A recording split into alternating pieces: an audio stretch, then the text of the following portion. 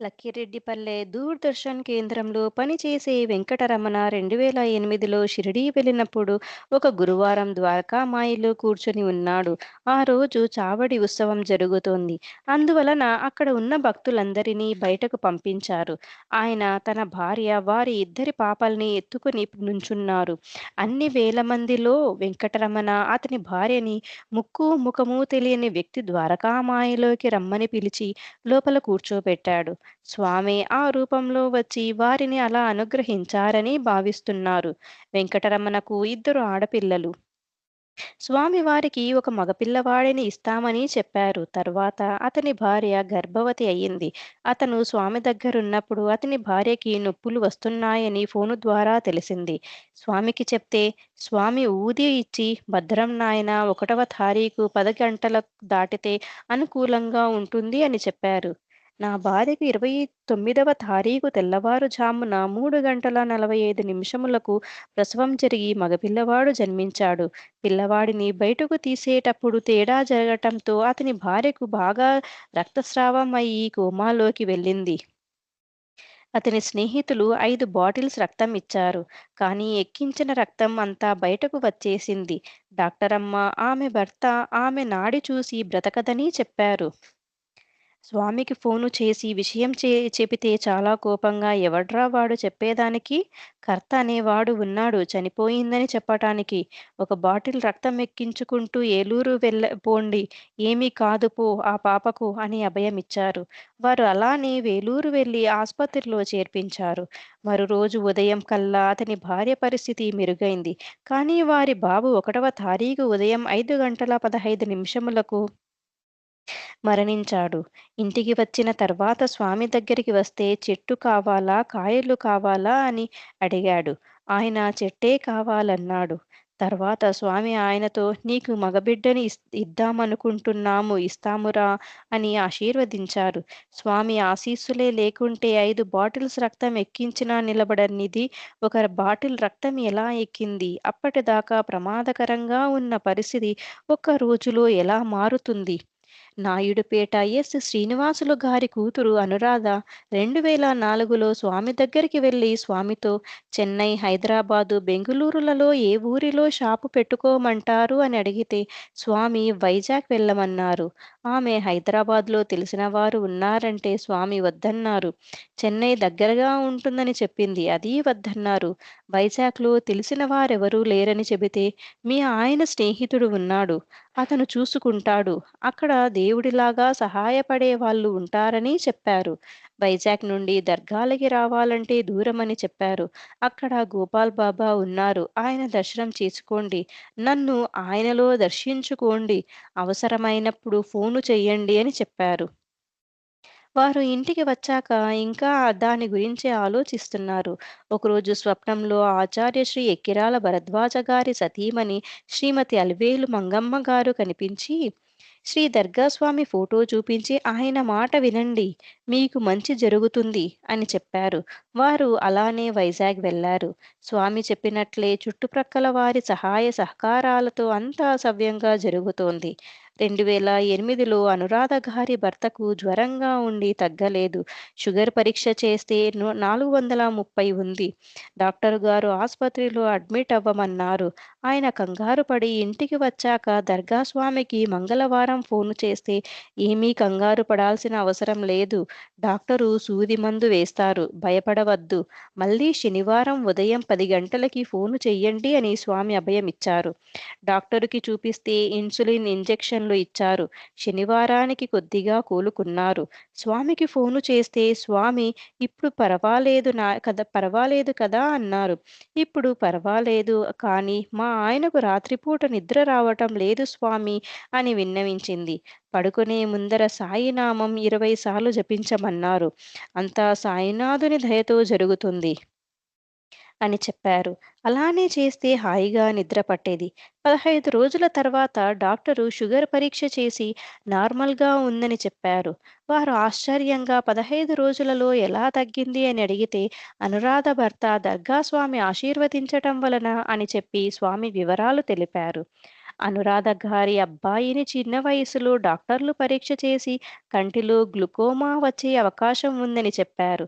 స్వామికి చెప్తే కంటి చూపుకి డోకా లేదని చెప్పారు.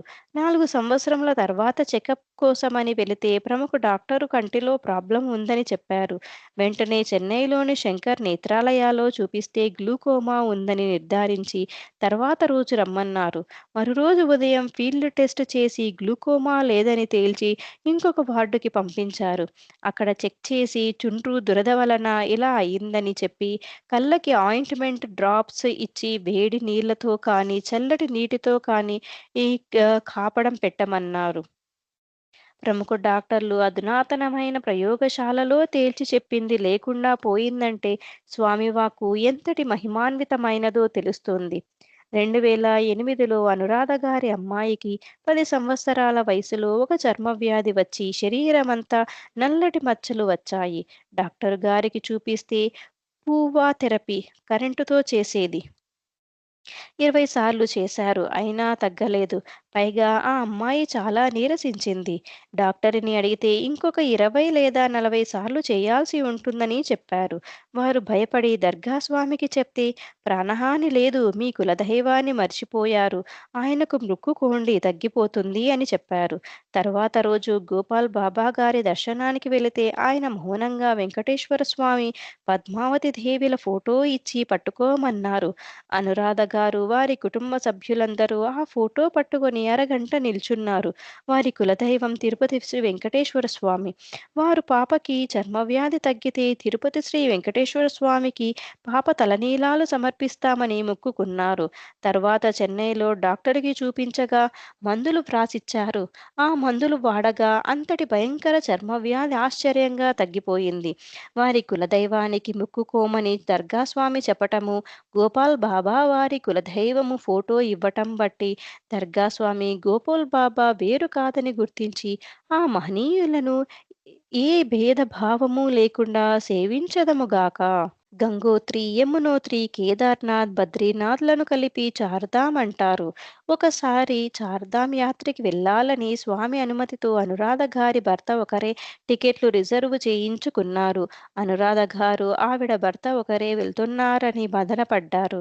ఆయన రిజర్వేషన్ చేయించుకున్న తర్వాత తెలిసిన వారు 5గురు కలిసి వస్తామని టికెట్లు రిజర్వ్ చేయించుకున్నారు. యాత్రకు బయలుదేరే ముందర స్వామి ఆశీస్సులకై ఫోను చేస్తే జయం జయం జయం అని ఆశీర్వదించారు. అన్ని చోట్ల బాగా దర్శనం జరిగింది. ఉత్తర కాశీ నుండి బయలుదేరి కేదార్నాథ్ దగ్గరికి వచ్చేసరికి వర్షం పడుతోంది. పైకెళ్ళే కొద్దీ ఆక్సిజన్ తగ్గిపోతుండడం వలన ఆయనకు ఊపిరి తీసుకోవటం కష్టమైంది. దాంతో ఆ రోజు ప్రయాణం ముగించి ఉత్తర కాశీకి వచ్చేశారు. ఆయన అనారోగ్యం వలన తనతో వచ్చిన వాళ్ళని తర్వాత రోజు కేదార్నాథ్ వెళ్ళి రమ్మన్నారు. కానీ ఆ రోజు రాత్రి 12:30 స్వప్నంలో దర్గా స్వామి, దర్గా మాత, గోపాల్ బాబా కనపడి ప్రక్కనే ఉన్న పార్వతీ పరమేశ్వరులకు ఆయనను చూపి వీడు నా బిడ్డ మీ దర్శనమిచ్చి జాగ్రత్తగా పంపించండి అని చెప్తున్నారు. ఈ స్వప్నం ఎంత అమోఘమైనదంటే తెల్లవారేసరికి ఎక్కడ లేని ఉత్సాహం వచ్చి అనురాధ గారి భర్త అందరికంటే ఉత్సాహంగా బయలుదేరి కేదార్నాథ్‌కు వెళ్ళి రాగలిగారు. అంతేకాక చుట్టుప్రక్కల ప్రదేశాలు కూడా చూడగలిగారు. మిగిలిన వారందరూ ఓపిక లేక ఆ ప్రదేశాలకు వెళ్ళలేకపోయారు. సద్గురు ఆశీస్సులతో చేసిన యాత్ర ఎంత సార్థకవంతమవుతుందో ప్రత్యక్షంగా అనుభవమైంది. కుసమెరుపు ఏంటంటే వారు కేదార్నాథ్‌కి వెళ్ళిన రోజు వాతావరణం చాలా ఆహ్లాదకరంగా ఉండి, ముందర రోజు, తర్వాత రోజు కూడా వర్షం పడింది. ఇలా ప్రకృతి కూడా ఎంతో సహకరించింది. నెల్లూరు నుండి రామారావు గారి భార్య 1997లో చనిపోయారు. 1999లో వారి పెద్ద బాబుకి పెళ్లి సంబంధాలు చూస్తున్నారు. పిల్లవాడు వరంగల్ ఎన్ఐటీలో డిస్టింక్షన్‌లో పాసై ఉద్యోగం చేస్తున్నా ఏదో కారణంతో చాలా పెళ్లి సంబంధాలు తప్పిపోతుండేవి. అదీగాక వారి తాతల దగ్గర నుండి ప్రతి తరంలో ఎవరో ఒకరు పెళ్లి కాకుండా ఉండేవారు. వారి పెద్ద తాతయ్య, వారి పెదనాన్న, వారి అన్నయ్యలకు పెళ్లిళ్లు కాలేదు. దీనితో ఆయనకు పిల్లవాడు పెళ్లి గురించి ఆదుర్త ఎక్కువైంది. 1999 జనవరిలో ఈ విషయమై స్వామి దగ్గరికి వెళ్లి విన్నవించుకున్నారు. స్వామి, మే మొదటి వారంలో పెళ్లి అవుతుంది అని చెప్పారు. ఆయన ప్రయత్నమేమీ లేకుండా ఒక సంబంధం వారంతట వారు వచ్చి మాట్లాడుకుని సంబంధం ఖాయం చేసుకున్నారు. స్వామి దయ వలన మే 9వ తారీఖు పెళ్లి జరిగింది.